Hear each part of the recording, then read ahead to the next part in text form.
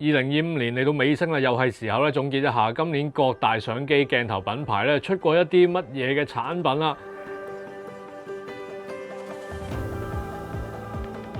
機身方面咧 ，Sony 就出咗一部比較入門啲嘅 Cinema 機咧，就係 FX2啊，用咗3300萬像素 Full Frame 嘅 CMOS， 再加埋有個 EVF 啊，有內置散熱風扇啦，所以咁高像素咧長 RAW 都唔會話過熱嘅。不過喺年尾咧 A75 推出之下咧，呢一部機可能有少少被遺忘啦。有樣嘢大家都估唔到嘅咧，就係 RX1 嘅系列啦，竟然喺今年咧會有新機出喎。咁就係 RX1R Mark III 啦。咁其實呢部機都幾大膽嘅，主要就係個定價啦。咁結果去到今年嘅年尾咧，都已經係減咗少少價噶啦。咁但係我自己去旅行嘅時候拎住呢部機去用啦，嗰種咁輕便可以拎住部 Full Frame 相機嚟到去影相嘅感覺咧，又真係得 RX1 咧先至可以俾到我嘅。但係今年嘅重頭戲咧，當然就係年尾推出嘅呢一部 A75 啦。真係講就講咗好耐啦，終於就用咗塊新嘅 Pasolini Z3300萬像素 CMOS， 連拍喺電子快門之下咧，俾你一下子爆到上去每秒30張啊！再加埋呢一個多角度嘅反芒啦，淨係呢兩樣嘢都已經吸引到唔少嘅朋友咧嚟到去買呢部機啦。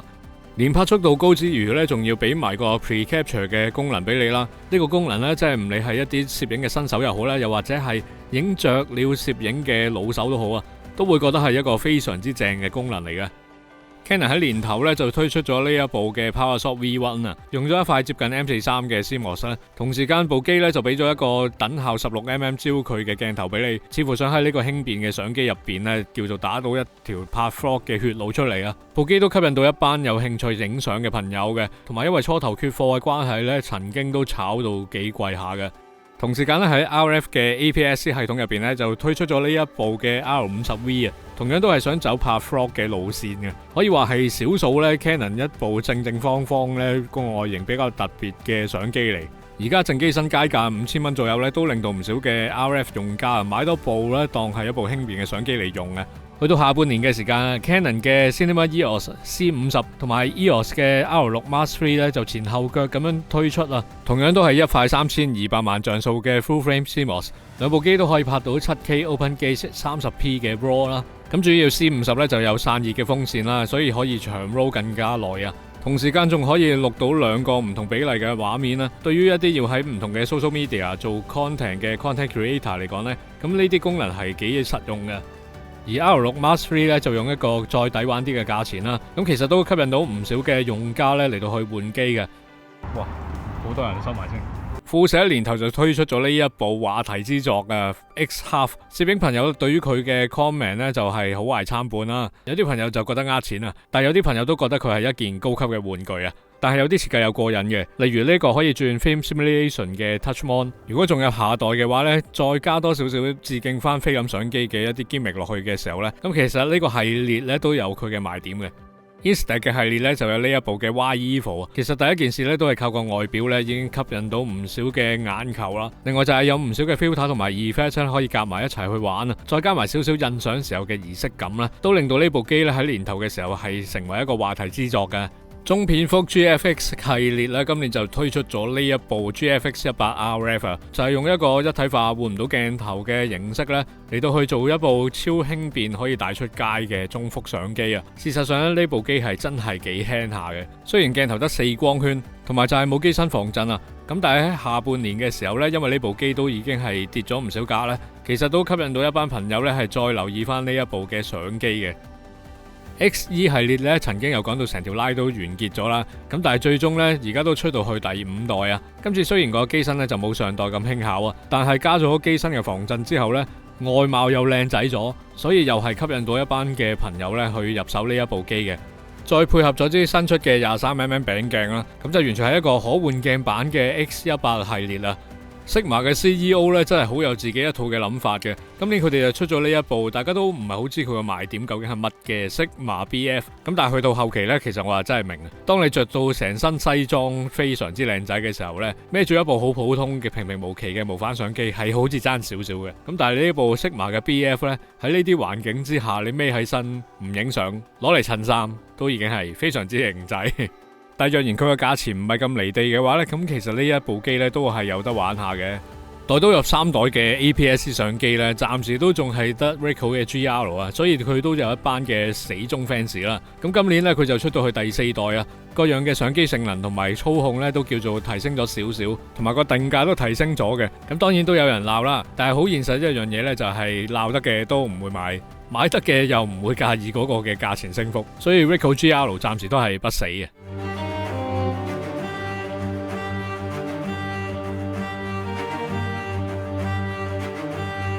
相機嘅貴族徠卡咧，今年就出咗一部幾突破嘅，就係 M-EV1 啦，就係一部有 EVF 嘅 M 系列嘅相機。當然都有部分朋友咧就會不停咁鬧啦，冇 EVF 又點叫 M 機呢？但以我所知咧，有一啲成日喺低光環境拍攝，又會喺個 hot show 上面插閃光燈，用唔到個電子 EVF 嘅朋友呢，而家用緊呢一部 M-EV1 咧，又用得幾開心嘅，所以都係一句啦，百貨應百客呢樣嘢就永遠都冇錯嘅。另外一個百貨應百客嘅例子呢，就係徠卡嘅 Q3 Monochrome 啊。雖然會買一部純粹淨係可以影到黑白嘅相機嘅朋友呢，就真係會好少嘅。咁但係又唔可以話忽略咗呢一班嘅用戶嘅存在啦。所以徠卡都繼續推出呢一種 Monochrome 嘅相機嘅。同埋事實上咧，佢比起同像素嘅彩色嘅相機咧，嗰個解像力咧都真係有分別嘅。咁所以咧，呢一類機都唔係話淨係賣黑白啦，而係有其他嘅賣點，要拎上手玩過咧，先至會感受到啊。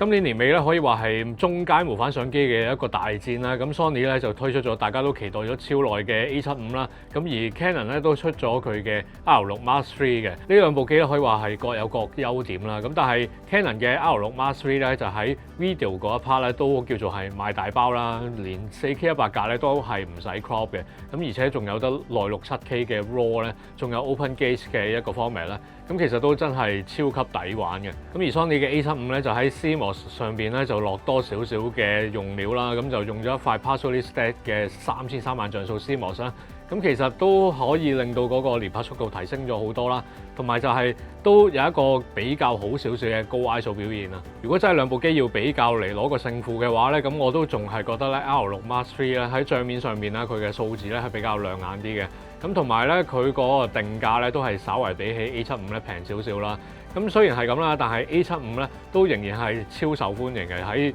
第一日派貨嘅時候咧，喺旺角嘅一個分店咧都有排隊嘅現象嘅。Sony 喺年頭就推出咗呢一支 16mm 1.8G 鏡啊 ，Ultra Wide 嘅視覺再加 1.8 光圈啊，都只係得300幾 gram， 真係超勁輕便。應該都已經有好多朋友咧就係配合咗佢嘅 A7C2 嚟到去用噶啦。除咗短火，仲有長火啊！就係 Sony 第一支咧去到800mm 嘅一支變焦鏡頭啊，400至800mm f6.3至8嘅 G 鏡，雖然咧都有少少重量，咁但係都有翻內變焦啊。以800mm嘅變焦鏡嚟講咧，呢個規格係比較少見啦，價錢都唔算好貴。入手呢支鏡頭咧，唯一要諗嘅就係你要有翻一個咁上下大嘅背囊啊。跟住呢支真係勁嘢啦，由推出去到而家都仲係有非常之多嘅朋友去討論啊！一路諗緊 F2 嘅遠攝變焦鏡可以點樣出啦？會唔會係70至135？結果焦距上邊咧係更加實用，係由50去到150啊！無論係影運動或者係人像咧，呢一支鏡頭都係超級好用。即刻有一部分用緊72-8 2.8嚟開工嘅朋友咧，即刻換咗呢一支50至150 F2 啊！無反相機年代微距鏡頭好似俾人忽略咗少少咁，去到今年咧 Sony 嘅 90mm Macro 終於有支後繼嘅鏡頭，就係呢一支 100mm Macro 嘅 GM 鏡頭啊！光學質素已經係好頂級噶啦，放大率進化到去 1.4 倍，仲可以俾你加埋個真距鏡去到 2.8 倍嘅放大率咧，基本上佢就係一支超級屈機嘅微距鏡頭啊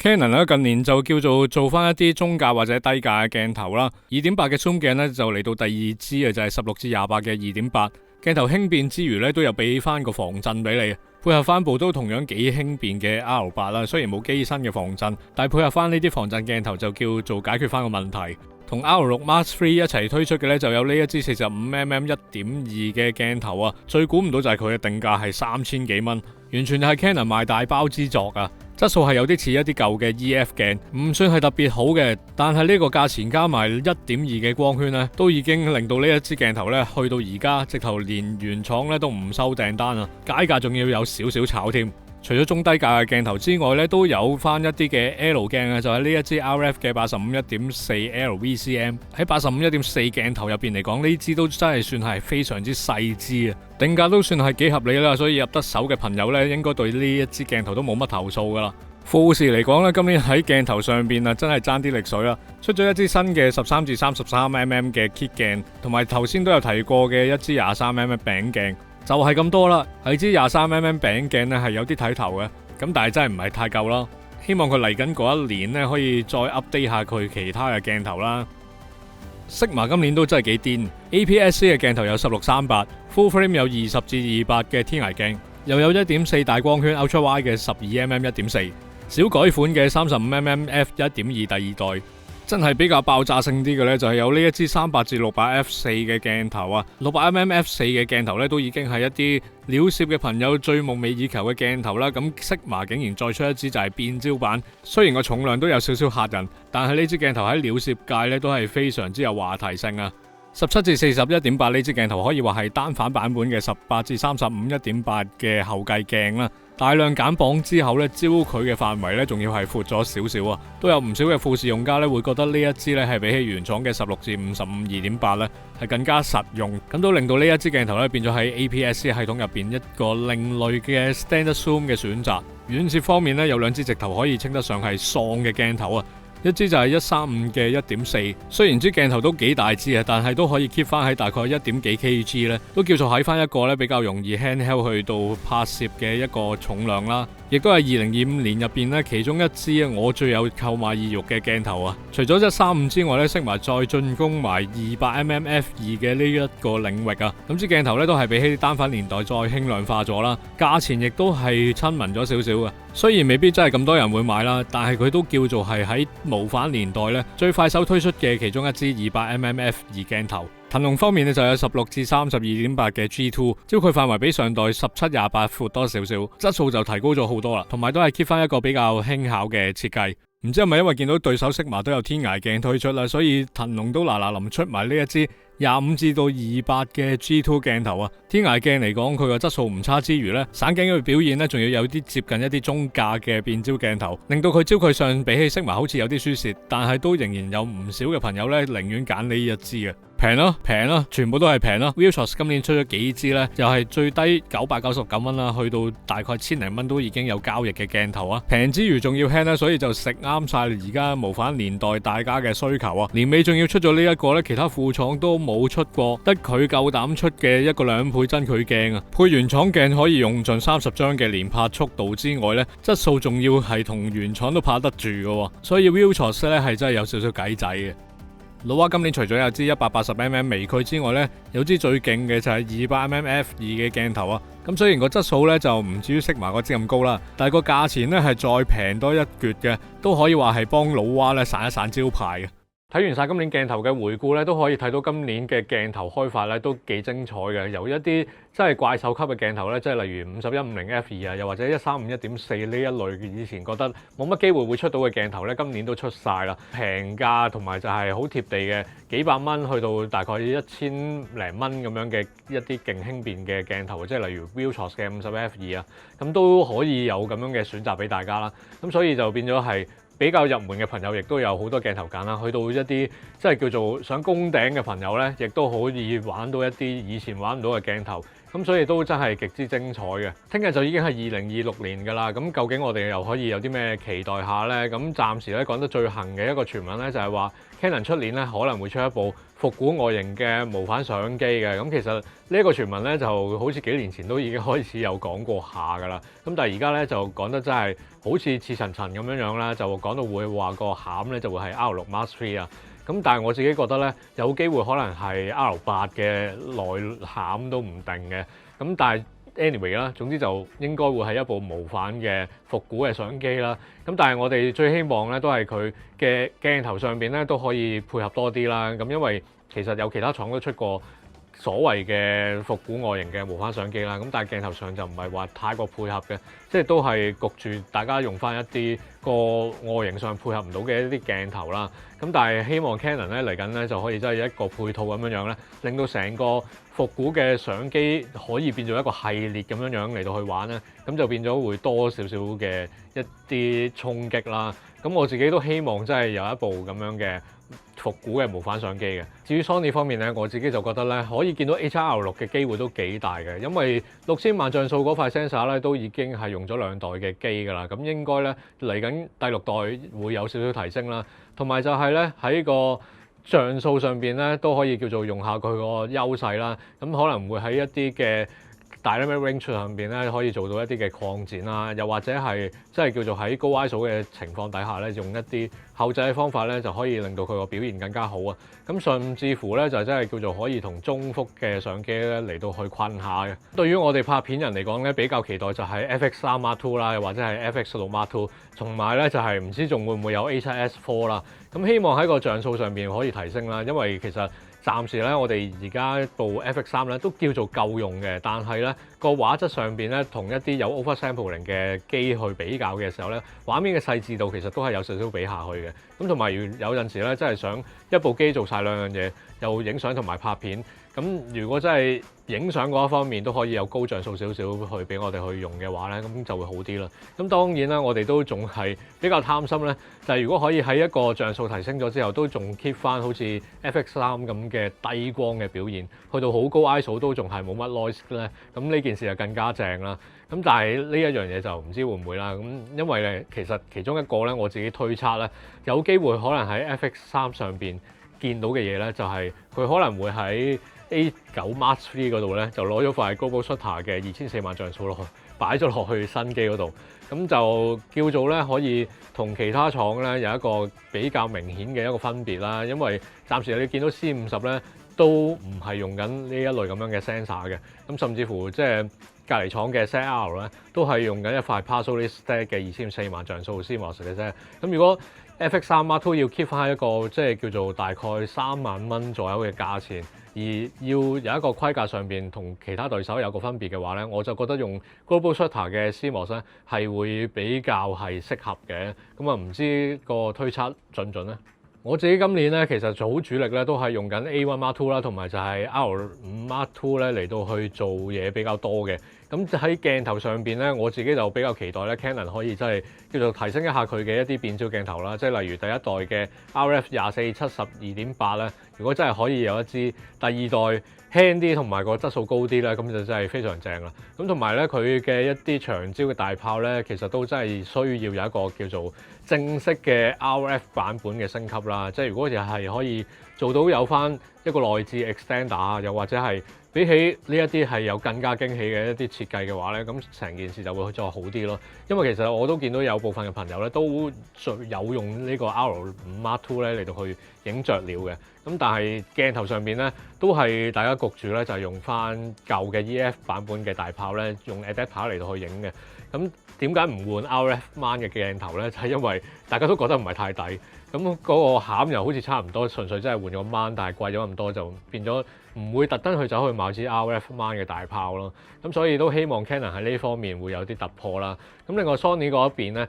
其實就想用嘅鏡頭都已經出晒咁滯㗎啦。咁反而就係一啲要 update 下嘅鏡頭咧，就可能係啲24-1.4啊，又或者係35-1.4呢一類咧，比較前期少少嘅 GM 鏡頭啦。咁因為24-1.4咧，大家都覺得佢個對焦其實係有少少慢嘅，咁可能都要真係去出第二代咧嚟到去改良一下啦。咁同埋一啲更加輕便啊，同埋長變焦嘅一啲鏡頭咧，我覺得都需要嘅。咁因為喺 Sony 原廠嘅鏡頭入邊嚟講咧，即係如果所謂嘅天涯鏡咧，就暫時都仲係得支24-240咁樣嘅啫。咁暫時就真係比較少選擇啦，所以都係時候咧，即係出翻一啲叫做原廠又比較輕少少嘅一啲天涯鏡咯。富士方面咧，我自己覺得佢今年出咗好多都比較玩味性質嘅產品啦。咁就算喺 XE5咧呢一類比較實用嘅機上邊咧，你都會見到佢有啲小設計咧，其實都幾用心嘅。咁我覺得喺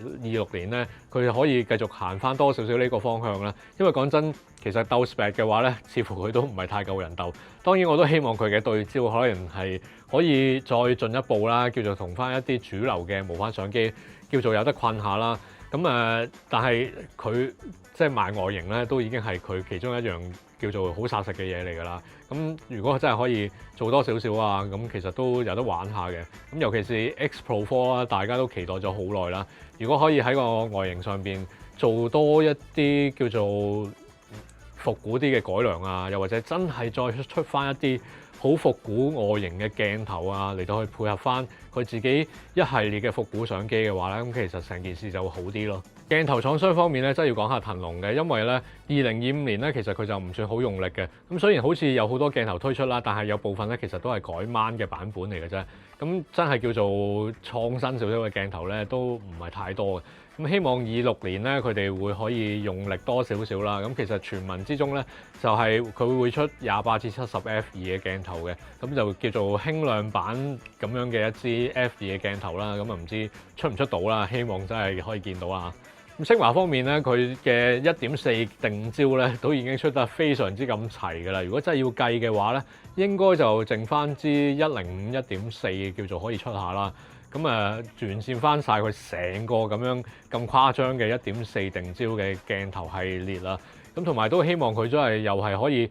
做多少少創新嘅鏡頭啦。即係好似今年有出過嘅17至40 1.8啊呢一類咁樣嘅鏡頭，其實係非常之正嘅。如果佢可以出埋長焦嗰個版本，仲要係輕量版嘅話咧，咁對於一啲 APS-C 嘅用家嚟講咧，係一件非常之正嘅事嚟嘅。去到最後啦，可能有啲朋友都會話咧，喂，又唔講 Nikon，係咪都仲係唔講得咧？咁其實咧，今年 Nikon係有朋友揾翻我哋咧去傾啲嘢嘅。咁但係我自己可以講一句就係呢間公司都仲係幾難溝通嘅。咁喺好早之前咧，我哋有講過一啲嘅相機上面嘅缺點咧，其實 keep 到去而家咧嘅 ZR 咧都仲係有嘅。咁但係我哋個感覺上就係佢哋都唔係太聽人嘅意見啦，又或者係覺得我哋講嘅意見係